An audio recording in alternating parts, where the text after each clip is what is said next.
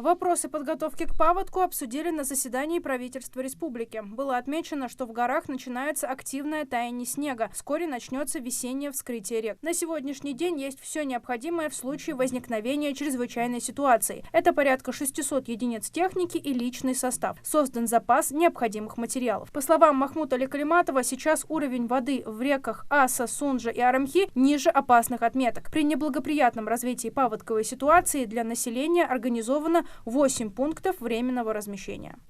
Правительство России расширило программу госгарантии бесплатного оказания медицинской помощи на 2024-2026 годы. Благодаря внесенным изменениям медорганизации смогут приобретать техническое оборудование, производственный и хозяйственный инвентарь на сумму до 400 тысяч рублей за единицу за счет средств УМС, предусмотренных в рамках тарифа на оказание медпомощи. Ранее этот лимит не превышал 100 тысяч рублей. В структуру тарифа также включены расходы медорганизации на техническое обслуживание и ремонт такого оборудования и инвентаря. В связи с тем, что с 2024 года часть объемов на высокотехнологичной медпомощи оказывается в рамках базовой программы ОМС, постановлением, которое подписал Михаил Мишустин, добавлены повышающие коэффициенты к зарплате медработников, оказывающих высокотехнологичную помощь.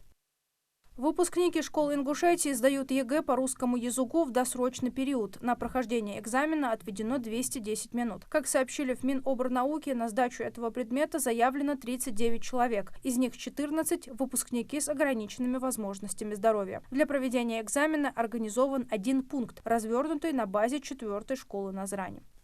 В Ингушетии пройдут продовольственные ярмарки, приуроченные к священному месяцу Рамадан, сообщили в региональном Минсельхозе. 30 марта ярмарка состоится в Назрани на площади перед Домом культуры, 5 апреля в сельском поселении Нестеровское на улице Первомайская и 6 апреля в Магасе у Аланских ворот. В преддверии праздника Ураза-Байрам Махмут Аликалиматов инициировал проведение в республике субботников. С 30 марта по 6 апреля будем убирать наши улицы, парки, скверы, придорожные участки муниципальных дорог, а также проведем ямочный ремонт. Все жители, которые желают внести свой вклад в подготовку наших городов и сел к празднику, смогут присоединиться к этой акции, написал Махмут Аликалиматов в своем телеграм-канале.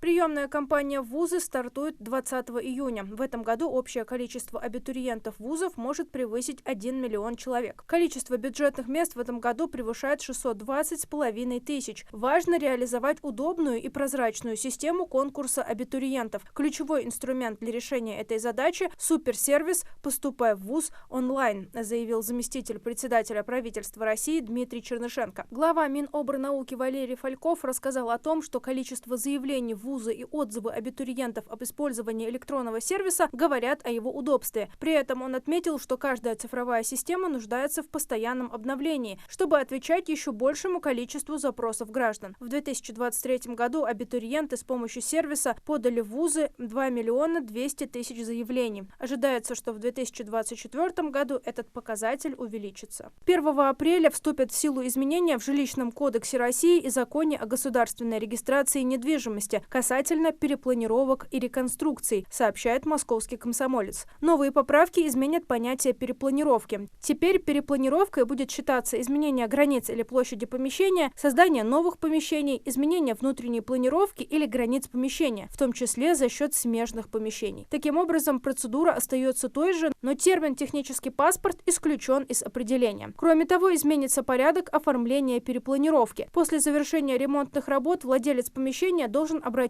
в соответствующий орган, который вынес решение о перепланировке, и подать заявление о завершении работ. Затем необходимо составить технический план, после чего администрация проведет проверку и выдаст акт приемочной комиссии в течение 30 дней. После этого все документы будут переданы в Росреестр.